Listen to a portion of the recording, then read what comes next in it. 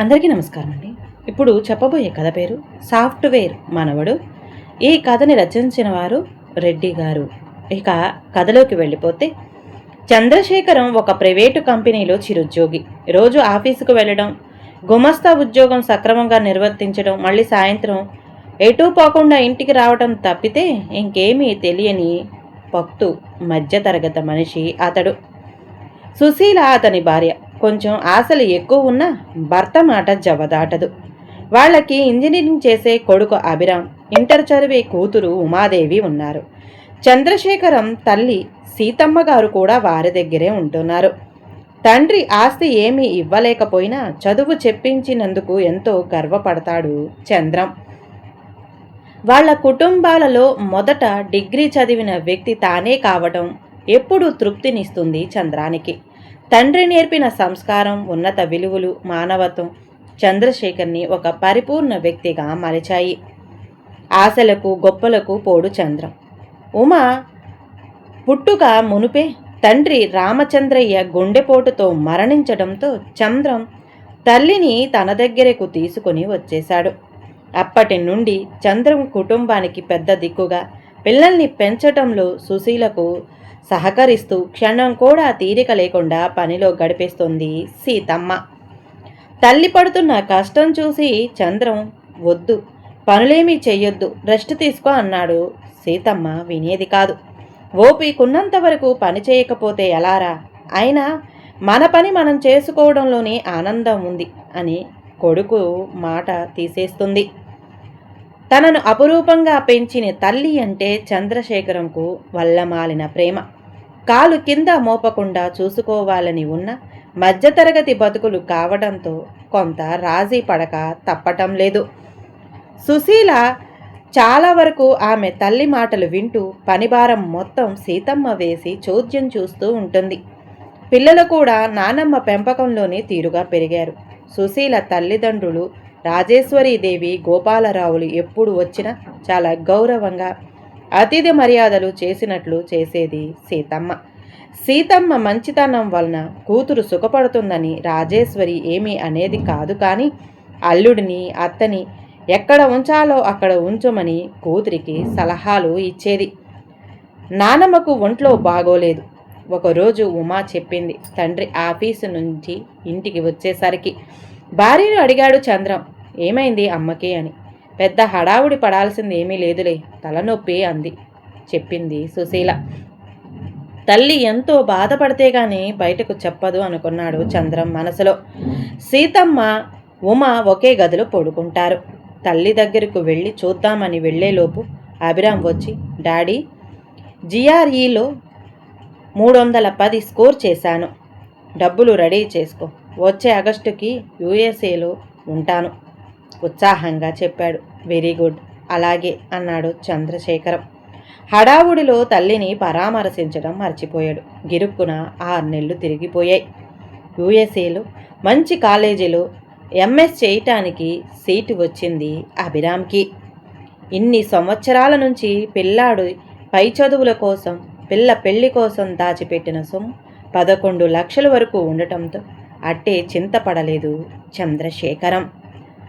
6 లక్షలకి పైగా కాలేజీ ఫీజులు, మిగతా ఖర్చులు తక్కువలో తక్కువగా దాదాపు 4 లక్షలు అవుతుందని అంచనా వేశారు తండ్రి కొడుకులు. సుశీల కూడా చాలా మురిసిపోయింది కొడుకు అమెరికా వెళుతున్నందుకు. చుట్టాలకు ఫోన్ చేసి మరీ టామ్ చేసింది. కన్సల్టెన్సీ సహాయం తీసుకున్నారు. అవసరమైన డాక్యుమెంట్స్ వాళ్ళు చూసుకోవటంతో వీసా కూడా మొదటి ప్రయత్నంలోనే వచ్చింది. అందరూ చాలా ఆనందంగా ఉన్నారు. సీతమ్మ కూడా మనవడు అమెరికా వెళుతున్నందుకు తెగ సంబరపడింది. ఆ రాత్రి అందరూ హ్యాపీగా ఉన్నప్పుడు కళ్ళు తిరిగి పడిపోయింది సీతమ్మ. వెంటనే దగ్గరలో ఉన్న హాస్పిటల్కి తీసుకుని వెళ్ళారు. జనరల్ చెకప్ చేసి ఇంజెక్షన్ ఇచ్చి కోలుకున్నాక రేపు వచ్చి పూర్తి చెకప్ చేయించుకోమన్నారు డాక్టర్. ఏమీ లేదురా, పైత్యం చేసి కొద్దిగా కళ్ళు తిరిగాయి అన్నది సీతమ్మ. అదే అయితే బాగుండును మనసులో అనుకున్నాడు చంద్రం. మరుసటి రోజు తల్లి కాదంటున్న హాస్పిటల్కి తీసుకొని వెళ్ళాడు చంద్రం. అన్ని పరీక్షలు అనంతరం సీతమ్మకు క్యాన్సర్ అని నిర్ధారించారు డాక్టర్లు. అడ్వాన్స్ స్టేజ్లో ఉందన్నారు. వైద్యానికి 10 లక్షల పైనే ఖర్చు అవుతుంది అన్నారు. చంద్రశేఖరంకి ఒక్కసారిగా శిఖరం మీద నుండి లోయలోకి కూలినట్లు అనిపించింది.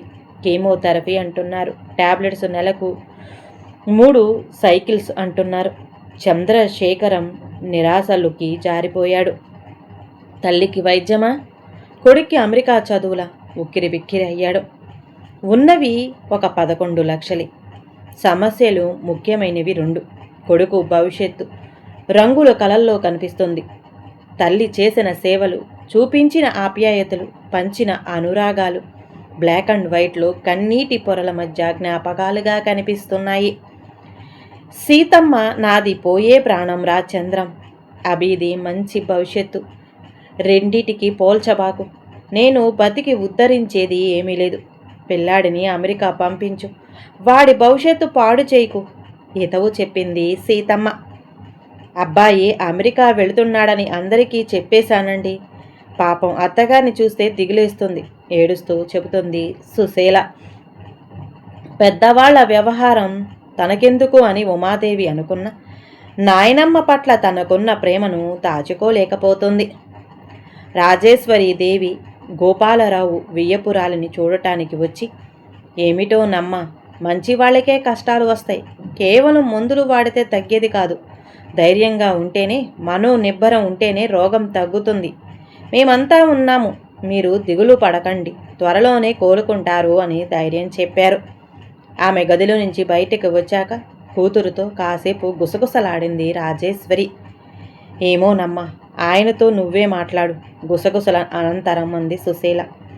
అప్పుడే బయట నుంచి వచ్చిన అల్లుడితో, నేను ఇలా చెబుతున్నానని ఏమీ అనుకోకు అల్లుడు అంటూనే, మాది పోయే కాలమే కానీ వచ్చే కాలం కాదు. మన మధ్యతరగతి జీవితాల్లో చీకటి వెలుగులు సహజం. ఖర్చు పెట్టినా గ్యారెంటీ లేదు ఎంతకాలం బతుకుతుందో. తన కోసం పిల్లాడి భవిష్యత్తు ఆగం చేసుకోకు. ముందు ముందు పిల్ల పెళ్ళి కూడా చెయ్యాలి. అపార్థం చేసుకోకుండా ఆలోచించు. ఎలా జరగాలో అలా జరుగుతుంది అని రాజేశ్వరి అల్లుడు ముఖంలోకి చూసింది.